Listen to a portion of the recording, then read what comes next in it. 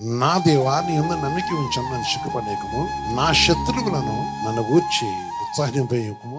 నీ కొరకు కనిపెట్టుకున్న వారిలో ఎవడను సిగ్గునందడు. ఆమేన్.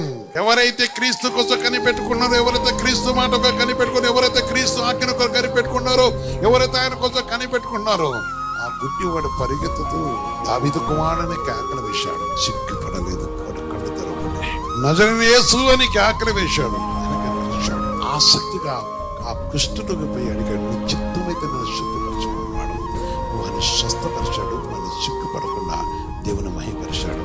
అందుకని కనిపెట్టుకున్నవారు రహస్యంగా యేసయ్య వస్త్రములు పట్టుకుని వెలివేయబడి 12 సంవత్సరాల నుంచి కొత్త సంవత్సరం జీవితం పట్టుకున్న ఆ సహోదరి ఆనాడు రహస్యంగా యేసయ్య వస్త్రం ఆయన కనుగొన్నాడు. ఆమె సిగ్గుపడలేదు. సమాజములు ఆమె స్వస్థతను చెప్పటకు క్రీస్తు యేసు తన మహిమను కనపరిచిన వాడు. అందుకనే ఆయన కొరకు కనిపెట్టుకోరు ఎవరు సిగ్గునందడు.